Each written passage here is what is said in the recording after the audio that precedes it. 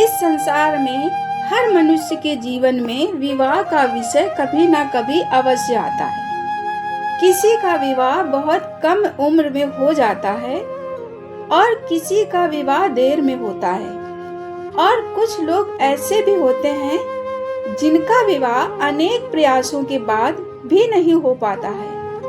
तब मन में एक प्रश्न आता है, आखिर विवाह क्यों होता है? क्या यह केवल एक समाज की परंपरा है या कोई पिछले जन्म के कर्म या कोई रहस्य भी छिपा है? क्या सचमुच विवाह पिछले जन्मों का बंधन है?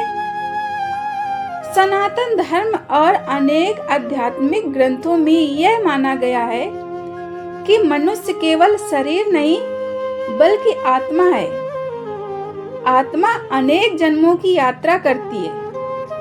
हर जन्म में जो कर्म किए जाते हैं उनका फल अगले जन्मों में भी मिलता है।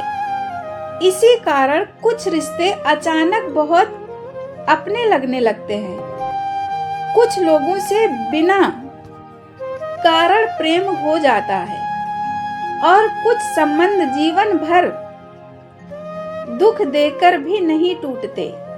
कहा जाता है कि पति पत्नी का संबंध केवल इस जन्म का नहीं बल्कि कई जन्मों के कर्मों और अधूरे बंधनों का परिणाम होता है। जब दो आत्माओं के बीच कोई अधूरा कर्म, वचन, प्रेम, ऋण या जिम्मेदारी शेष रह जाती है तब प्रकृति उन्हें फिर से मिलाती है। यही कारण है कि कई बार दो अनजान लोग अचानक मिलते हैं और थोड़े समय में एक दूसरे के बिना अधूरे लगने लगते हैं।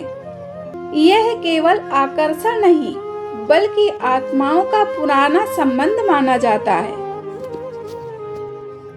विवाह केवल दो लोगों का मिलन नहीं, यह दो परिवारों, दो संस्कारों और दो भाग्यों का मिलन होता है। इसलिए हर विवाह सुखद हो यह आवश्यक नहीं। कुछ विवाह प्रेम और शांति से भरे होते हैं, जबकि कुछ संघर्षों से आध्यात्मिक दृष्टि से माना जाता है कि जिन लोगों के बीच पिछले जन्मों का प्रेम और पुण्य प्राप्त होता है उनका वैवाहिक जीवन मधुर बनता है। लेकिन जिनके बीच पुराने जन्मों का विवाद, दुख या अपूर्ण कर्म होते हैं उन्हें इस जन्म में संघर्षों का सामना करना पड़ता है। कई लोग पूछते हैं कि कुछ लोगों का विवाह क्यों नहीं होता। इसका उत्तर केवल भाग्य नहीं बल्कि कर्मों में भी छिपा माना गया है। कभी कभी व्यक्ति का जीवन किसी दूसरे उद्देश्य के लिए बना होता है। कुछ आत्माएं संसार के मोह से दूर रहकर ज्ञान, सेवा, भक्ति या किसी बड़े कार्य के लिए जन्म लेती हैं। ऐसे लोगों के जीवन में विवाह देर से होता है या कभी नहीं होता। इसका अर्थ यह नहीं कि वे अभागे हैं। हर आत्मा की यात्रा अलग होती है। ज्योतिष शास्त्र में भी विवाह को कर्मों से जोड़ा गया है। कुंडली में ग्रंथों की स्थिति यह संकेत देती है कि व्यक्ति के पूर्व जन्मों को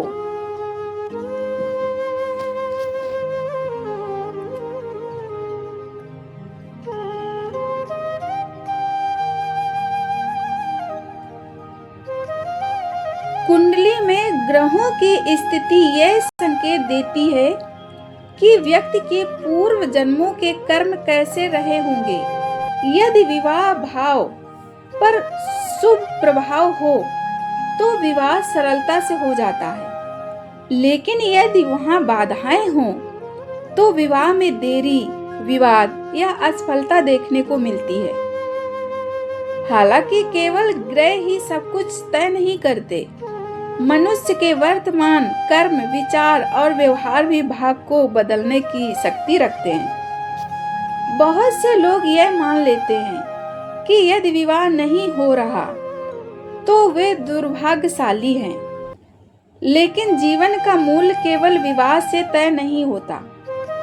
विवाह जीवन का एक महत्वपूर्ण हिस्सा हो सकता है, पर संपूर्ण जीवन नहीं।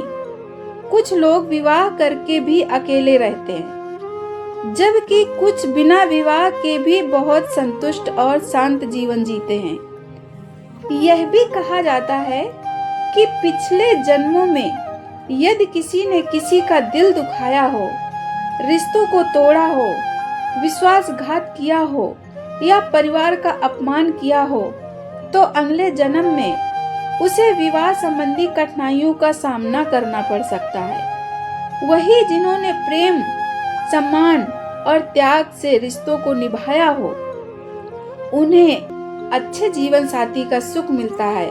इसलिए हमारे कर्म ही भविष्य के रिश्तों की नींव बनाते हैं। विवाह का सबसे बड़ा उद्देश्य केवल साथ रहना नहीं, बल्कि एक दूसरे को बेहतर बनाना, बेहतर इंसान समझना, पति पत्नी जीवन के सुख दुख में एक दूसरे का सहारा बने। जब दो लोग सच्चे मन से एक दूसरे का सम्मान करते हैं, तब उनका संबंध केवल सामाजिक नहीं बल्कि आध्यात्मिक भी बन जाता है।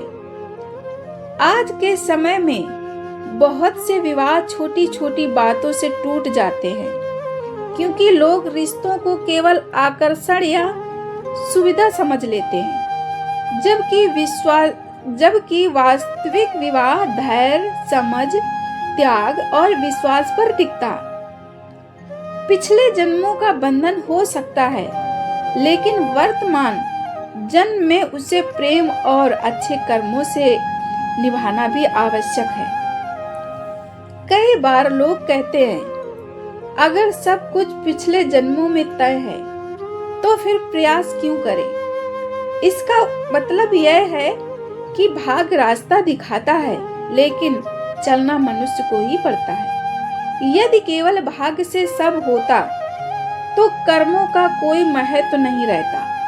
इसलिए विवाह के लिए सही सोच, अच्छा व्यवहार, परिवार का सम्मान और सकारात्मक दृष्टिकोण भी उतना ही जरूरी है।